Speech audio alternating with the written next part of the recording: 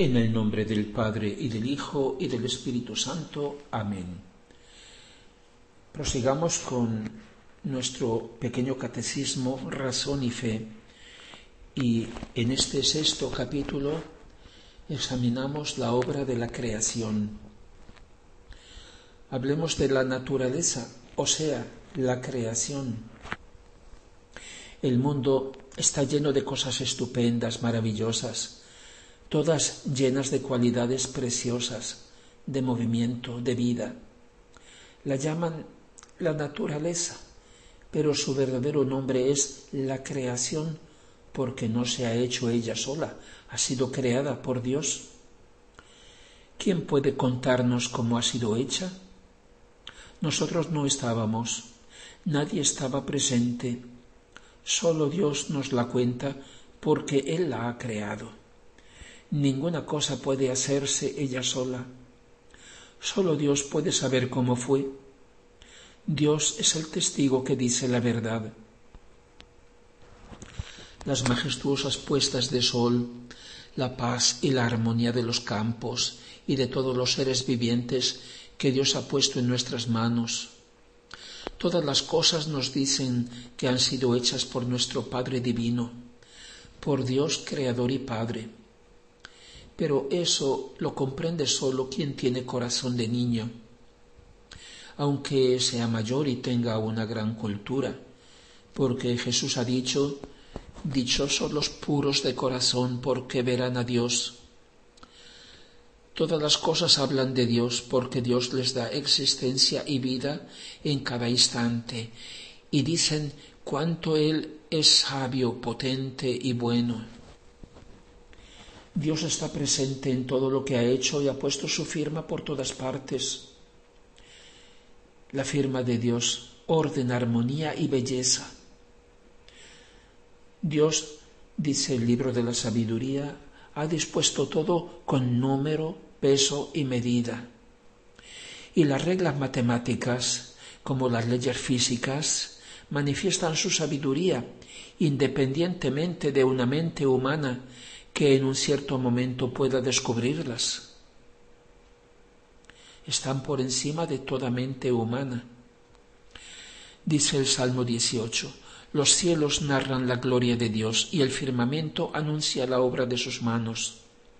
El día le transmite el mensaje al día y la noche da noticia a la noche. No es lenguaje y no son palabras de los que no se oiga el sonido. Por toda la tierra se difunde su voz y hasta los confines del mundo llega su palabra. ¿Y para qué ha creado Dios todas las cosas? ¿Para qué las ha creado? Cada uno de nosotros puede decir: mi Padre del cielo las ha hecho para mí, para darme por medio de ellas todo su amor y darme así su vida.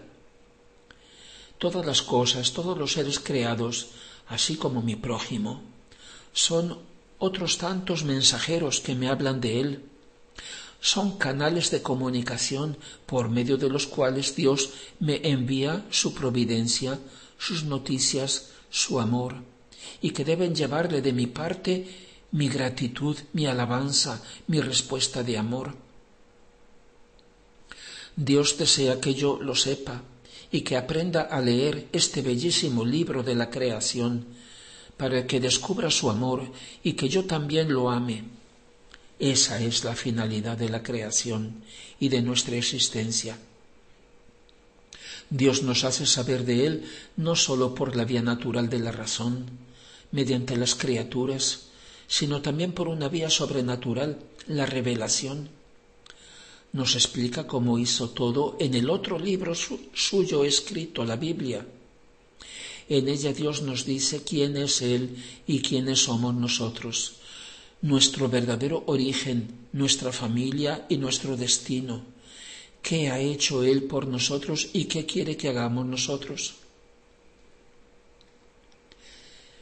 ¿Para quién ha creado Dios todas las cosas? Todo lo que existe, incluso los ángeles y las estrellas, el sol y el mar, Dios lo ha creado para el hombre, pero nosotros hemos sido creados para Jesucristo y Él, el Hijo, para Dios Padre. Este es el verdadero orden de la creación. Ya lo hemos visto en ese versículo de la primera carta a los Corintios, capítulo 3, 22-23. Cuando se fabrica, por ejemplo, un coche, primero se hace el prototipo, el modelo perfecto, y luego todos los demás. Lo mismo ha hecho Dios. La primera criatura que decidió crear fue la naturaleza humana de Jesucristo, es decir, la encarnación de su Hijo, Dios y hombre verdadero, dotado de alma y cuerpo. Y pensando en Jesús, Dios ha hecho todo en vista de su encarnación y para prepararla. Una decisión eterna de las tres divinas personas. Fue una cuestión de amor entre ellos. Dice el primer capítulo de la carta a los Colosenses: Él es imagen de Dios invisible, engendrado antes de toda criatura, pues por medio de Él han sido creadas todas las cosas, en los cielos y en la tierra, las visibles y las invisibles, tronos, dominaciones, principados y potestades. Todas las cosas han sido creadas por Él y en vistas a Él. Él es antes que todas las cosas, y todas subsisten en Él. Él es también la cabeza del cuerpo, que es la Iglesia, el principio, el primogénito de los que resucitan entre los muertos, para tener la primacía sobre todas las cosas. El Padre Divino dio a su Hijo una maravillosa naturaleza humana, pero dijo: no es bueno que el hombre esté solo. Quiero darle una ayuda que sea semejante a él. Y fue darle una madre que fuera como él en todo y lo ayudara en todo, que tuviera el mismo corazón de Dios y amase a su Hijo con el mismo amor divino del Padre. Dios Padre, viendo luego a estos dos primeros, Jesús y María, que un día habían de venir al mundo, sintió tanta alegría y amor que quiso crear muchos otros hijos suyos, que fueran como ellos, es decir, la entera humanidad. Y para preparar la venida al mundo de Jesús y de María, Dios empezó creando, teniéndolos como modelo, a la primera pareja humana, Adán y Eva, de quienes nacería toda la humanidad y en la plenitud de los tiempos también Jesús y María. Pero antes de crear a nuestros primeros padres, Dios quiso prepararles el lugar en que pudieran vivir, el cielo y la tierra.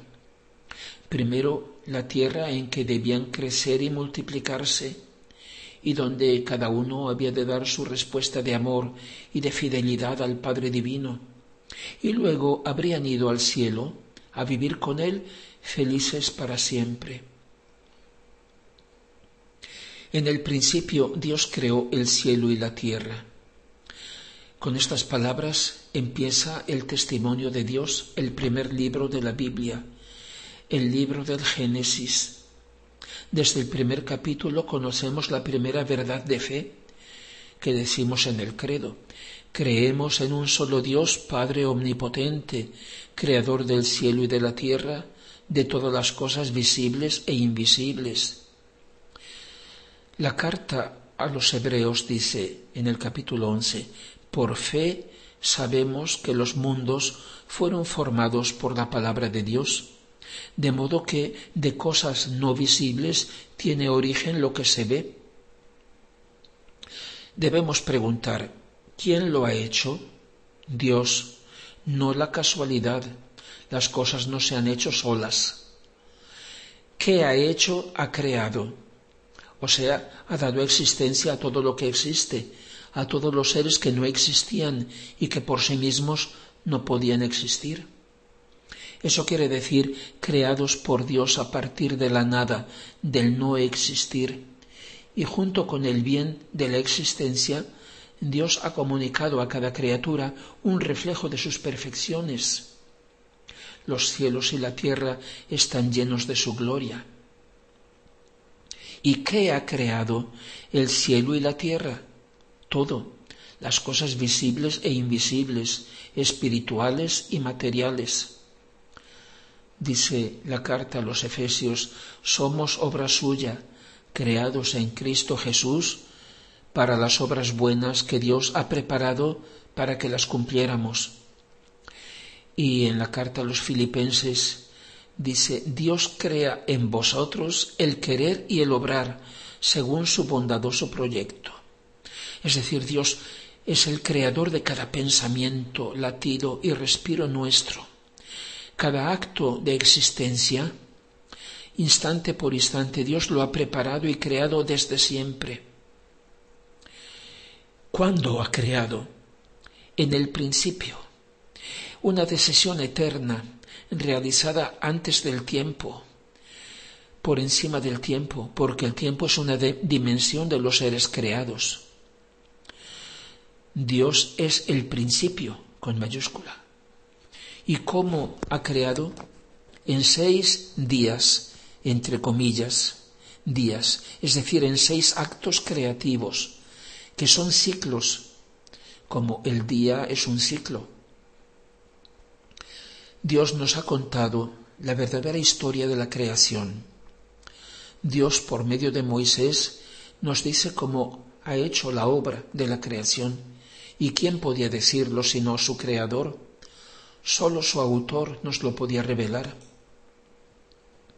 Pero supongamos que Dios no nos lo hubiera revelado realmente, que el primer capítulo del Génesis supongamos que fuera solo un cuento para niños o solo un símbolo o un relato mitológico. Sería absurdo entonces, porque Dios, habiéndonos dado una inteligencia, la dejaría en ayunas. De hecho, sería como si dijera al hombre, yo sé cómo ha sido todo, pero no te lo digo, aun sabiendo que tú solo nunca lo sabrías, porque tú ves tu presente, pero no sabes nada del pasado. Y si fuera solamente tener noticia de las cosas, poco mal sería. Pero el problema es tenerlas de nosotros mismos y de nuestro Creador, porque en eso nos jugamos nuestro destino. Nosotros podemos contarnos todo lo que nos parezca. Podemos jugar con los fósiles o con los telescopios o con el carbono 14. Pero ¿quién nos asegura que las cosas fueron así? Que esos restos o informaciones del pasado han llegado hasta nosotros sin modificaciones, tal y como eran entonces. ¿Quién puede decirlo en serio?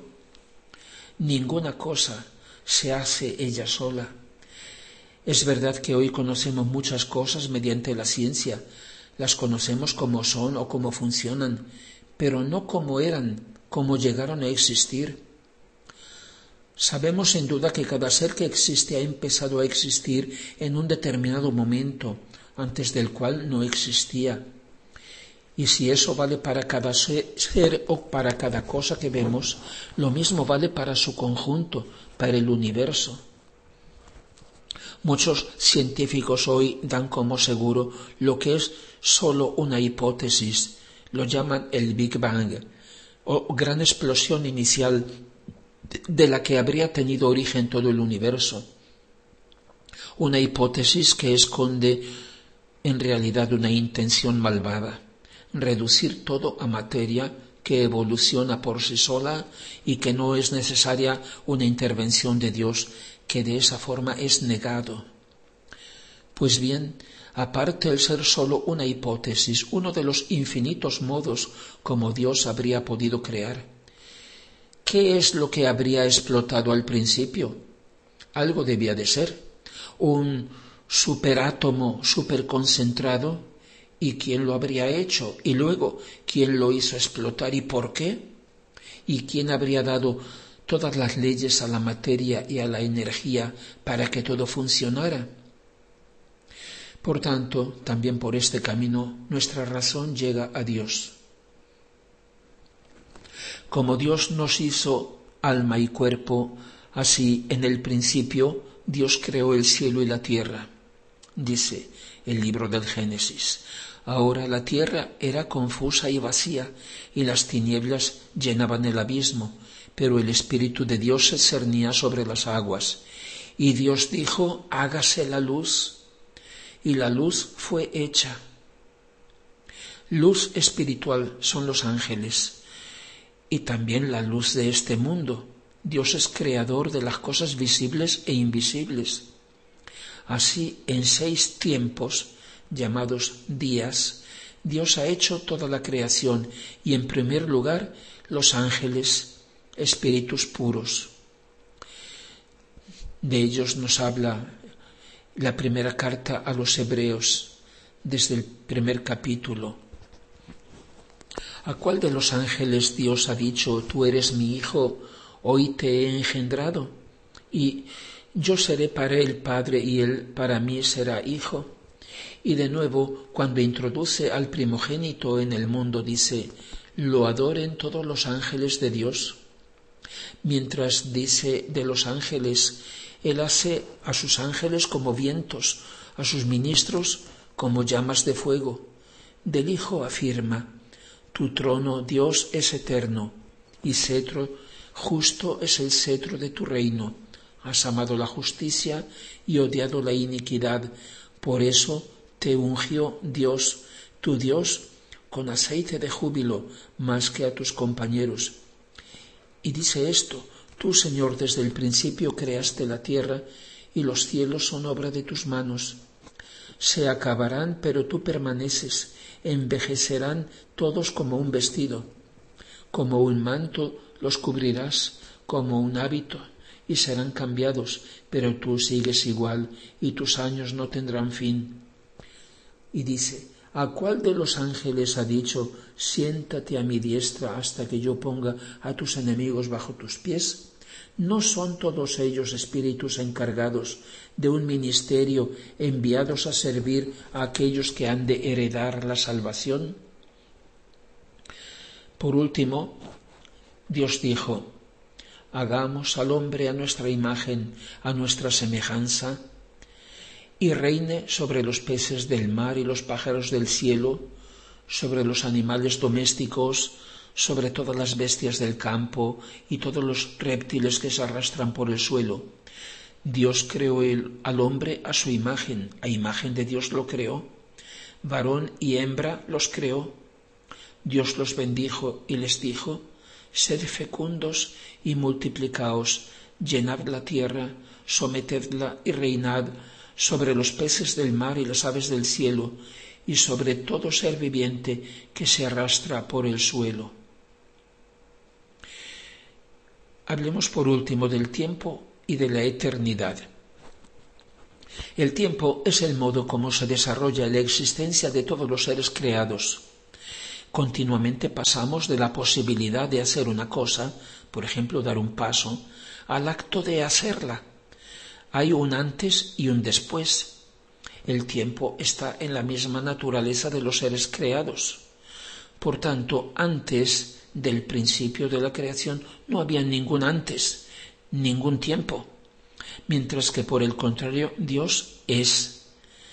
El comienzo de la creación fue el comienzo del tiempo, pero solo el hombre se da cuenta y lo mide. Por tanto, el tiempo anterior a la existencia del hombre no podían medirlo los seres puramente materiales. Ellos no tienen historia, se comportan siempre según las leyes sabias establecidas por el Creador, son siempre como Dios ha querido que fueran. Por el contrario, Dios es el eterno, no tiene sucesión de actos. Él es y hace todo en un solo acto, perfecto, absoluto. A nosotros nos parece que hace primero una cosa y luego otra. En realidad nos muestra poco a poco su obra perfecta y completa, a la cual nada hay que añadir. Por tanto, el universo, todas las cosas visibles e invisibles, cuya existencia empezó en un cierto momento, en Dios ya estaban desde siempre decididas, queridas. En su voluntad o en su pensamiento ya eran realidad, estaban eternamente concebidas. Por tanto, hacerlas salir de Él, al crearlas, ha sido como un parto inicial, gloriosísimo y feliz, como hace un artista que concibe una obra de arte en su mente y en su intención y luego, tal vez al cabo de mucho tiempo, la realiza. Dios es aquel que es, Dios es plenitud, Dios es en su acto puro, único, absoluto, simplicísimo, infinito, eterno, que no tiene actos sucesivos. Dios no tiene un antes y un después, principio ni fin. Y si para Dios no existe el pasado ni el futuro, estos dos conceptos nuestros que acompañan inexorablemente nuestra condición de criaturas, no existen en la gran realidad objetiva, son conceptos nuestros puramente subjetivos. Y sin embargo el tiempo es una realidad objetiva. Es uno de los componentes esenciales de la creación, del universo creado. Es lo que podemos llamar su cuarta dimensión, además de las 3 dimensiones del espacio, longitud, anchura y altura. El tiempo es el modo de existir propio de cada ser creado, ya que siendo limitado no es capaz de tener o de realizar al mismo tiempo todas sus posibilidades, sino que debe pasar en momentos sucesivos de la posibilidad al acto de realizarla. El hombre no es puro espíritu como son los ángeles. El hombre no posee ni se realiza a sí mismo en un solo acto exhaustivo, con una fuerza que abrace todo lo que él es, y por tanto, de una vez por todas, en una única decisión de adherir a Dios, en la cual se exprese totalmente, definitivamente. Dios concede a cada hombre un espacio de tiempo conveniente y suficiente, perfecto, en el que pueda madurar su libre respuesta a Dios. Solo al final de ese tiempo, su respuesta, que se concretiza en un sí o en un no, resulta definitiva, con todas las consecuencias. Pero siendo criatura, el hombre deberá siempre pasar de sus tantas posibilidades al acto de realizarlas. Por tanto, será siempre en el tiempo, siempre habrá tiempo, los siglos de los siglos, sin fin. Alabado sea Jesucristo, siempre sea alabado.